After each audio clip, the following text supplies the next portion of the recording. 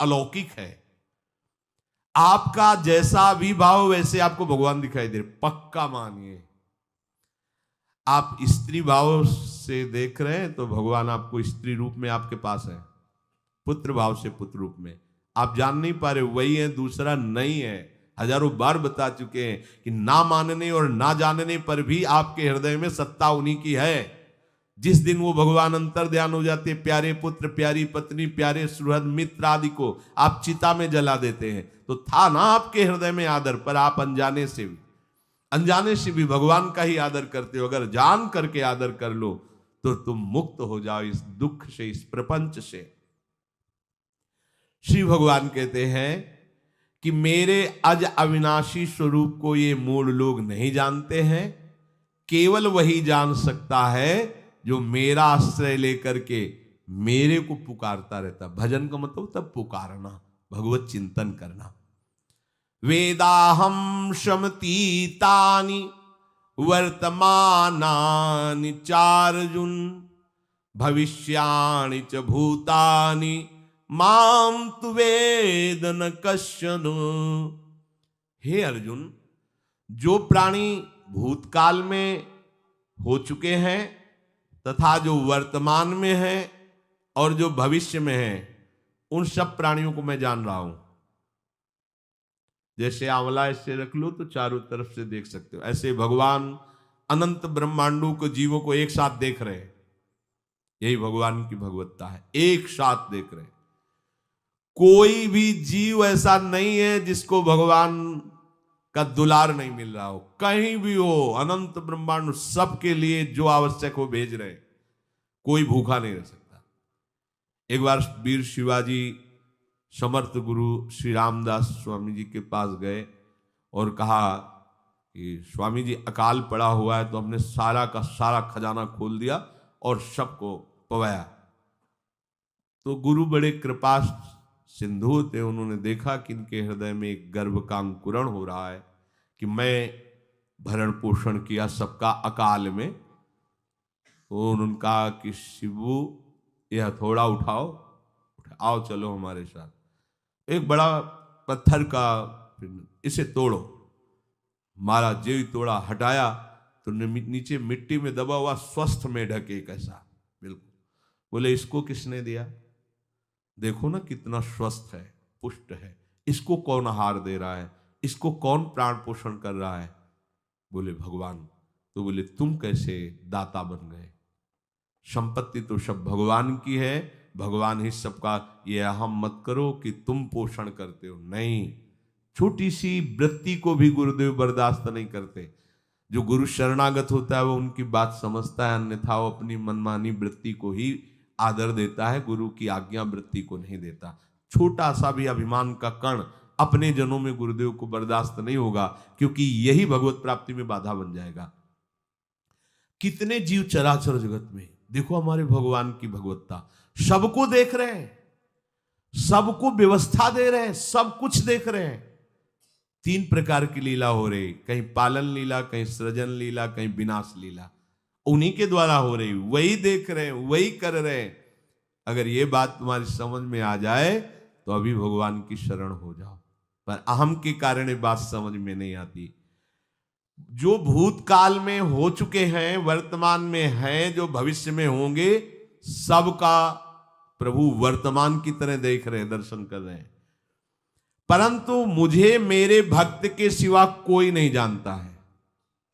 भक्त के सिवा कश्यन, कोई भक्त बिरला, वही केवल भगवान को भगवान सबको देख रहे हैं, भगवान की दृष्टि सब पे है। अगर ये बात आपकी समझ में आ जाए तो अभी आनंद आने लगेगा। मैं भगवान की दृष्टि में हूं, बस बस। आज हमें सत्संग से बात मिली कि मैं भगवान की दृष्टि में हूं, मुझे वो देख रहे हैं, बढ़िया बन गया। अब आप पाप कैसे करोगे? क्योंकि भगवान की दृष्टि में भगवान आपको देख रहे हैं। डरो, किसी गवाही की जरूरत नहीं, वो देख रहे हैं। तो आप भय क्यों कर रहे हो? आपको भगवान देख रहे हैं, आपको डरना नहीं। फिर आप कामना क्यों कर रहे हो? भगवान आपको देख रहे हैं, जो चाहिए उस समय से दे देंगे, आप निश्चिंत रहिए। अगर आप अहम करोगे तो दुख भोगोगे, आश्रित रहोगे तो सब अपने आप निर्वाह हो जाएगा। एक आदमी ट्रेन के डिब्बे में बैठे ऐसे ऐसे दौड़ रहा था। एक ने पूछा भाई क्यों दौड़ रहे? बोले अमुक स्टेशन जाना है। तू बैठ जा, गाड़ी चल रही है, ट्रेन चल रही, तू बैठ जा। ऐसी त्रिगुणात्मिका माया की ट्रेन चल रही, पूरे विश्व का विश्वंबर भरण पोषण कर रहे हैं, तू तो बैठ जा भगवद आश्रय लेकर के, तू काहे को दौड़ा घूम रहा है? लेकिन ये अहंकार के कारण भटकता रहता है। भूत, वर्तमान और भविष्य काल, ये तीन विशेषण देकर भगवान कह रहे हैं कि मैं सबको देखता रहता हूं, जो हो गए, जो हैं, जो होंगे। भूत के प्राणी, भविष्य के प्राणी अथवा वर्तमान के प्राणी सभी भगवान की दृष्टि में वर्तमान की तरह ही है। ये भूत, भविष्य, वर्तमान काल केवल हम लोगों की दृष्टि में भेद है, भगवान की दृष्टि में नहीं। हो चुका, होगा, हो रहा है, भगवान की दृष्टि में सब हो रहा है। पीछे का भी, अब का भी, सब सामने चल रही सीन। हमारे हृदय में विश्वास हो जाए प्रभु हमें देख रहे हैं। अभी तो हमें ये नहीं पता कि हम भजन कर रहे हैं, भगवान पता नहीं जान रहे हैं कि नहीं जान रहे हैं। अभी भक्ति में रंग आ जाए अगर ये बात समझ में आ जाए कि प्रभु देख रहे हैं हमें। देखो, जब हमारे गुरुजन बैठकर सुनते हैं और जब गाने को अवसर मिलता है तो ज्यादा उत्साह होता है कि बैठे सुन रहे हैं। ऐसे ही अगर हम मान लें कि हमारे प्रभु सुन रहे हैं, हम जो भजन कर रहे हैं हमारे प्रभु देख रहे हैं, जो सेवा कर रहे हैं भगवान हमारे स्वीकार करें, प्रियालाल स्वीकार कर, अभी भक्ति का रंग आ जाए, ये बात हमारे हृदय में बैठ जाए कि मैं हर समय प्रभु की दृष्टि में हूं, हर समय मैं अपने आराध्य देव की दृष्टि में हूं, कितना आनंद आएगा। अंदर से सोचो जरा, हर समय वो हमें देख रहे हैं और वो कह रहे हैं मैं देख रहा हूं। पीछे जो तुम किए वो देख रहे हैं वर्तमान की तरह, अभी जो वो तुम देख रहे हैं, आगे जो करोगे वो भी देख रहे हैं। वो पहले से उनको सब पता है, तुम ऐसे ऐसे चलोगे, ऐसे ऐसे कार्य करोगे। भगवान की दृष्टि में सब कुछ वर्तमान ही रहता है। संपूर्ण प्राणी काल के अंतर्गत है और प्रभु श्री हरि कालातीत है। देश, काल, वस्तु, व्यक्ति, घटना, परिस्थिति ये बदलते रहते हैं, पर प्रभु श्री हरि वैसे के वैसे ही रहते हैं। काल के अंतर्गत प्राणियों का ज्ञान एक सीमित है। अब इस दीवाल के पीछे कौन खड़ा है, क्या कर रहा है पता नहीं, पर भगवान की दृष्टि में नहीं। भगवान की दृष्टि में सुमेरु पर्वत पर क्या हो रहा है, जहां किसी की दृष्टि, वहां भी उनको, ब्रह्मलोक में ब्रह्मा क्या कर रहे हैं, बैठे बैठे सब। इसीलिए कितने महान ईश्वर हैं। एक छोटी सी भी चींटी को दाना मिला कि नहीं, उनको चिंता है। देखो, आप छोटे से 2-4 लोगों का भार लेकर के चिंतित हो रहे हो, अनंत ब्रह्मांडों के अनंत जीवों का भरण पोषण प्रभु हमारे कर रहे हैं और निश्चिंत हैं। अचिंत शक्तियां भगवान की, तो आप भी तो उनके बच्चे हो ना। ये सब कहने का मतलब है आप भी तो उन्हीं के अंश हो ना। 2-4 की चिंता में इतने तुम बावरे हो रहे हो, डिप्रेशन में पहुंच रहे हो, 2-4 कामनाओं के पीछे इतने।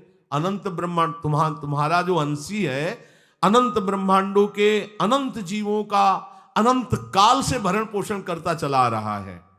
कहीं भी किसी के साथ कुछ भी गलत नहीं हो सकता। जैसे कहते हैं कि क्या गलत हुआ, देखो ना अभी तो बच्चा था, ऐसा ऐसा हो गया, तो तुम्हारी दृष्टि में बच्चा है, पीछे तो बहुत पुराना है ना, जो कर्म करके आया उसका फल। कहीं भी गलत किसी के साथ नहीं होता, ध्यान रखना।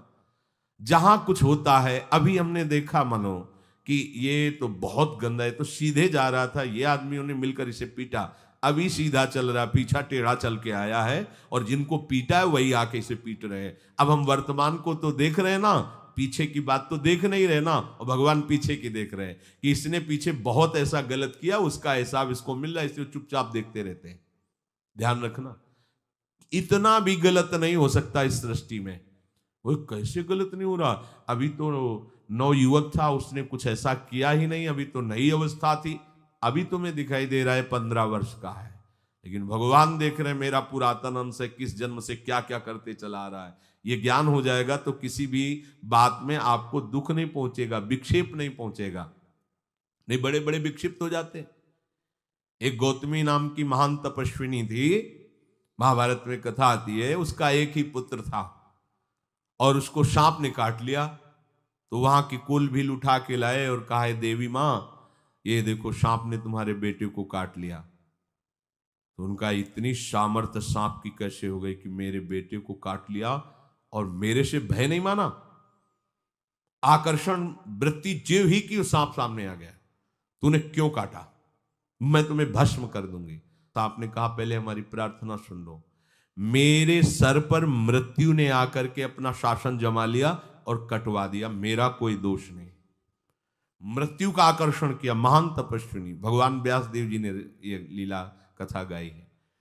मृत्यु का आकर्षण किया, साक्षात मृत्यु सामने आ गई, थर थर कांपने लगी। गौतमी जी ने कहा मैं अपने तपस्या के बल से तुम्हें भस्म कर दूंगी। हमारे ऐसे निष्पाप बालक को तुमने सांप के द्वारा प्रेरित करके कटवाया। बोले मेरे ऊपर काल का शासन है, काल ने मुझे प्रेरित किया, मैंने सांप को प्रेरित किया, मेरा कोई दोष नहीं, ये काल का शासन। काल का आवाहन किया, काल उपस्थित हुआ। काल ने कहा कि मेरा इसमें कोई दोष नहीं, इस बालक के पूर्व जन्म के कर्म के द्वारा मैं प्रेरित हूं। इस बालक के कर्म से प्रेरित होकर मैंने मृत्यु को प्रेरणा की, मृत्यु ने सांप को प्रेरणा की और इसने डस लिया। अब आप बताओ किसका दोष है? शांत हो गई, क्योंकि इस बालक के ही तो कौन काहू के सुख दुख कर दाता, निज कृत कर्म भोग सुन भ्राता। कोई किसी के सुख दुख का हेतु नहीं है, अपने कर्म ही है जो हमको दुख सुख देते हैं। और ये भगवान देख रहे हैं। कोई जैसे आपको अभी मनुष्य शरीर मिला, स्वतंत्रता है, अब आप जो पापाचरण चाहो छूट है कर सकते, या जो पुण्य कर्म चाहो कर सकते, या भजन करना चाहो कर सकते हो। ये स्वतंत्रता केवल मनुष्य शरीर को दी गई है। आपको जो पूर्व भोग मिल रहे हैं वो आपके पीछे के कर्मों के हैं। तो जो ज्ञानी जन होते हैं, विवेकी जन होते हैं, आए हुए प्रारब्ध को भोग लेते हैं, नया कोई पाप नहीं करते, निरंतर भजन करते रहते, भगवान की कृपा से मुक्त हो जाते। अगर भगवान की शरण में नहीं होगे, भजन नहीं करोगे, तो आपके ऊपर बहुत से ऋण है, दुर्गति हो जाएगी। ऐसा नहीं है।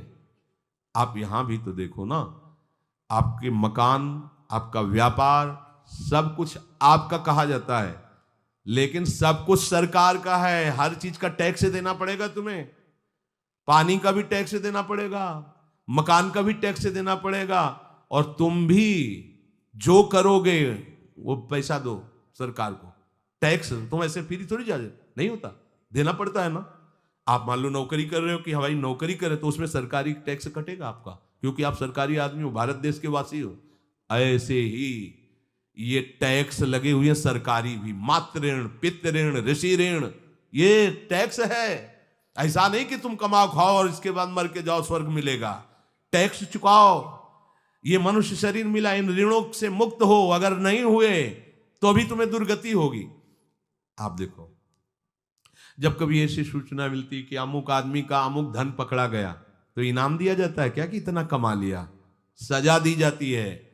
तुमने टैक्स की चोरी की, अगर चोरी नहीं की, मेहनत से कमाया या व्यापार से कमाया, दिया नहीं सरकार को, हाँ दिया नहीं, इसीलिए तुम्हें टैक्स की चोरी का दंड मिलेगा, सारा धन अपहृत हो जाएगा, तुम्हारी निंदा होगी, तुम्हें सजा मिलेगी।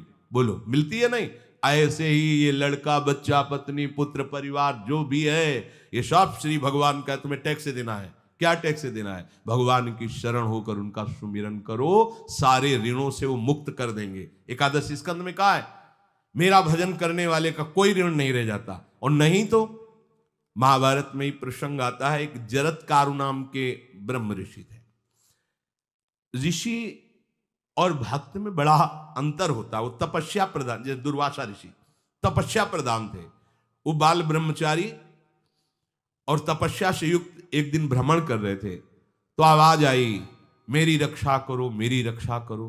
तो उस आवाज की तरफ बढ़े तो देखा कुएं में उल्टा लटके हुए हैं बहुत से ऋषि, और एक केवल तंतु है, एक केवल तंतु है जिसमें दो चूहे लगे हुए, उसको भी काट रहे हैं, एक काला और एक श्वेत। तो उन्होंने देखा और दयालु हो गए कि ऋषियों, मैं तुम्हारी कैसे रक्षा कर सकता हूं? तो उन्होंने कहा कि ये जो दो चूहे हैं रात और दिन हैं, और जो हम लोग हैं ये तुम्हारे पितर हैं। ये चूहे तुम्हारी आयु को काट रहे हैं, एक तंतु हमारे कुल में केवल तुम ही हो, और तुमने तपस्या की ठान ली, ब्याह किया नहीं, गृहस्थ धर्म में गए नहीं, पुत्र हुआ नहीं, तो तपस्या में, भक्ति में एक दम है कि सब ऋणों से मुक्त कर देगी। ये बात ध्यान रखना। तपस्वी अलग है, भक्त अलग। इसलिए पीछे चर्चा आई थी कि तपस्वियों से भी अधिक, ज्ञानियों से भी अधिक, कर्मकांडियों से भी अधिक वो मेरा भक्त योगी होता है। तुमने तो ब्याह किया नहीं, तो अब ये तंतु रात दिन तुम्हारे जीवन को काट रहे हैं, जहां तुम खत्म हुए हम सब नरक में गिर जाएंगे। पितरों ने कहा तुम पितर ऋण से युक्त हो, मुक्त तभी होगे जब ऐसा करो। वो दृश्य खत्म, अंतर ध्यान हो गया। वो बड़े दुखी हुए कि क्या करें। तो उन्होंने मन में निश्चय किया कि अब ब्याह तो करूंगा पितरों के उद्धार के लिए। इतने बड़े तपस्वी हैं जरत्कारु जी, बड़ी महिमा है, लेकिन बात यहां फंस गई, पितृ। उन्होंने मन में निश्चय किया कि कोई आके अपनी कन्या दे दे और उसका भी नाम जरत्कारु हो। मैं बिल्कुल भरण पोषण नहीं करूंगा और कभी हमसे कोई प्रश्न ना करे। ऐसी अगर कोई कन्या देगा तो मैं स्वीकार कर लूंगा। अब ऐसे ना नगर जाना है ना किसी से बात करनी, तो वृक्षों से कहते अपने पितरों के उद्धार के लिए मैं चाहता हूं कि कोई पाणी ग्रहण संस्कार करा दे, कोई हमारे नाम की कन्या को दे दे, और ऐसा ऐसा व्रत है। ऐसा ही बोल रहे थे, वासुकी नाग उपस्थित हो गए और उनकी बहन का भी नाम जरत्कारु था। उन्होंने कहा सुनिए महाराज, मैं नागराज वासुकी हूं, सब देव रूप में, कोई ऐसे नहीं सांप वैसे बने, देव रूप, सुंदर कन्या जरत्कारु। बोले ये कन्या मैं आपको समर्पित करता हूं, हमारा सौभाग्य होगा आप जैसा महर्षि हमारी बहन का पति बने। इसका भी नाम जरत्कारु है, और आपकी जो इच्छा है कि मैं भरण पोषण नहीं करूंगा तो मेरे पास संपूर्ण वैभव है, आप भी पधारिए, मैं आपका भी भरण पोषण करूंगा, अपनी बहन का भी। तीसरी बात, मेरी बहन इतनी शास्त्र सम्मत आराधना से युक्त है कि वो कभी आपसे प्रश्न ही नहीं करेगी, तो उनका स्वीकार है। प्रसन्न हुए, चले गए। काफी समय तक उनके महल में रहे। एक दिन जरत्कारु अपनी जरत्कारु पत्नी की गोद में सर रख कर ऐसे लेटे हुए थे, सो गए। और शास्त्रज्ञ थी, संध्या का काल था। संध्या काल में निषेध है मैथुन करना, भोजन करना और स्वाध्याय करना, ये सब संध्या काल में बस भगवत स्मरण प्राण लोकवत। लेकिन हमारे यहाँ महारानी जी की संध्या आरती और संध्या भोग लगने के बाद, ये इसीलिए वृंदावन धाम इसका कहीं भी ये वेदान्नपि संन्यस्त, वेदों से भी ऊपर उठी हुई रसमयी रसोपासना है, प्रियालाल की महल है। ये जगत सिद्धांत नहीं है, ये जगदीश का भी सिद्धांत नहीं है, ये प्रेम सिद्धांत है। वृंदावन नित्य विहार रस है, इसलिए इसको बीच में बता देते हैं कहेंगे दूसरे को तो, और यहाँ शाम के तो भोग ही लगता है, गान बजान होता है, बकाया सिद्धांत है। आंख मूंद करके या तो गायत्री जप या जो गुरु मंत्र चुपचाप शांत भाव से जपे, ऐसा। अब वो इस चिंता में थे कि मेरे पति का धर्म जा रहा है, और मैंने आज तक कुछ बोला नहीं अपने पति से, अगर बोलती हूं तो हो सकता है ये नाराज हो जाए और छोड़कर चले जाए। अगर मुझे छोड़ देते हैं और इनका धर्म बचता है तो ये ठीक बात रहेगी। कितनी विवेकवान है। अगर ये सोते रह गए और सूर्य अस्ताचल को चले गए तो इनका धर्म लोप हो जाएगा, ये मैं होने नहीं दूंगी, अपने पति का धर्म लोप नहीं होने दूंगी। और वो उस समय भी केवल एक लंगोटी लगा के रहते थे, अस्थिमात्र हो रहे शरीर, वहां भी ऐसा नहीं कि दूल्हा बन करके सज, नहीं, वैसे ही केवल पितरों की तृप्ति के लिए उन्होंने बात स्वीकार की थी। उन्होंने कहा महाराज उठिए, संध्या का समय है, शास्त्र निषेध करता है इस समय सोना नहीं चाहिए, नहीं आपके धर्म का लोप हो जाएगा। महाराज उठिए, सूर्य अस्ताचल को बस पहुंचने ही वाले हैं, उठिए।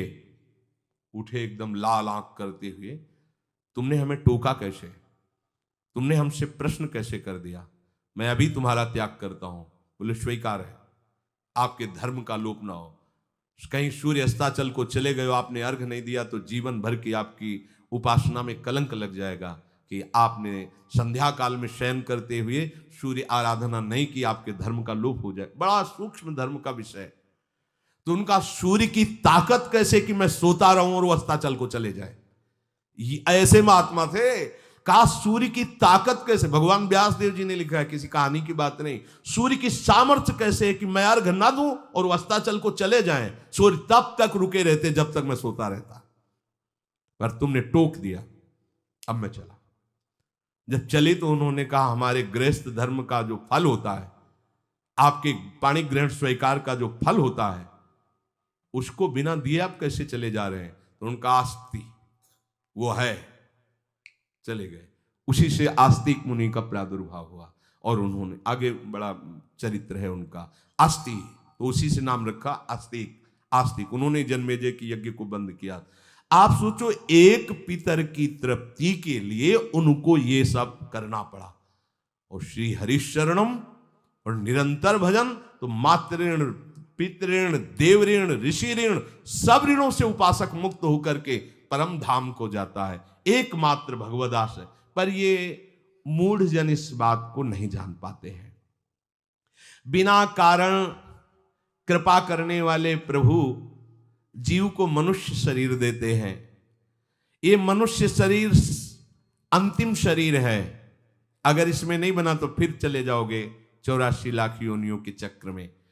इसी शरीर में अनंत जन्मों के संचित कर्म समुदाय का नाश करके भगवत प्राप्ति होती है या मोक्ष पद मिलता है। कौन सा प्राणी किस गति को जाएगा भगवान देखते हैं पर संकल्प नहीं करते। ध्यान रखना, क्योंकि आगे की भी देख रहे हैं। वो देख रहे हैं जो तुम कर रहे हो वैसे गति बनती चली जाएगी। भगवान संकल्प नहीं करते। भगवान तो एक बार संकल्प कर दिया, एको हम बहुश्यामा, उसी में बहुत रूपों में प्रकट हो गए। अब तुम्हें संकल्प करना है कि इस जन्म में मुझे भगवत प्राप्ति करनी है। जो संत शास्त्र सदगुरुदेव कह रहे हैं ऐसा करो ऐसा ना करो, यदि आप इस भावना को स्वीकार करके आराधना करेंगे तो निश्चित निश्चित भगवत प्राप्ति इसी जन्म में हो जाएगी। प्रभु केवल तुम्हें निमित्त बनाना चाहते हैं, कल्याण तो वही करेंगे। जैसे अर्जुन से कह रहे हैं भीष्म आदि द्रोण आदि मेरे द्वारा मारे जा चुके हैं, तुम केवल निमित्त मात्र भव सव्यसाचिन। ऐसे ही अय उपासक तू केवल निमित्त बन जा। जो शास्त्र सदगुरुदेव आज्ञा करते हैं वैसे ही तू चल दे अपने मन को मार के। केवल तू निमित्त बन जा। कल्याण या भगवत प्राप्ति या मोक्ष वो तो भगवत कृपा से होगी। पूरी उद्धार की सामग्री तेरे अंदर जागृत कर देंगे प्रभु। केवल तू निमित्त बन जा, मेरी कृपा तेरी सारी बात बना देगी। विश्वास करो, इस बात पर विश्वास करो। भगवान कह रहे हैं तुम निमित्त बन जाओ, जो आदेश कर रहे हैं वैसा पालन करो, काम तो सब मेरी कृपा कर देगी। जो ऐसे मनुष्य शरीर ऐसी कृपा प्राप्त होने पर भी भगवत प्राप्ति नहीं कर पाता, तो मयानुकूलेन नभस्वतेरितम पुमान भवाब्धिम न तरेत सा आत्महा। ऐसी मेरी कृपा का सहारा मिलने पर यदि वो भगवत प्राप्ति नहीं कर पाता तो बोले आत्महा है, वो आत्महत्यारा है, वो दुर्गति को प्राप्त होता है। मनुष्य के लिए खास बात है कि प्रभु ने कृपा करके तुम्हें जो सामर्थ्य दी है, जो समझ दी है, जो सामग्री दी है, उसका दुरुपयोग मत करो। केवल भगवत प्राप्ति के लिए चलो, केवल भगवत प्राप्ति के लिए। ये सबकी समझ में नहीं आएगा, बिल्कुल बात समझ ले। केवल भगवत प्राप्ति के, ये जो कहते हैं कि और हमारे धर्म कर, ये सब फसाव है। आप गृहस्थ बने रहो, आप व्यापारी बने रहो, पर आप लक्ष्य रखो कि मुझे इस जन्म में भगवत प्राप्ति करनी है। आपका लक्ष्य दृढ़ होगा तो नाम जप चलता रहेगा, संसार का कोई विकार आपको परास्त नहीं करेगा। अगर आपने ऐसा अटल निश्चय कर लिया तो तुम्हें जो भगवत सामर्थ्य मिली उसका तुम दुरुपयोग नहीं करोगे। देख लो, अपने लोग बहुत बड़ी गलती करते हैं, जो आध्यात्मिक ऊर्जा शक्ति उसको विषयों में दुरुपयोग करके नष्ट कर रहे हैं। कहते हैं अब हमारा मन नहीं लगता, अब हमारा बड़ा शांति है, घबराहट है। क्यों शांति है, क्यों घबराहट है?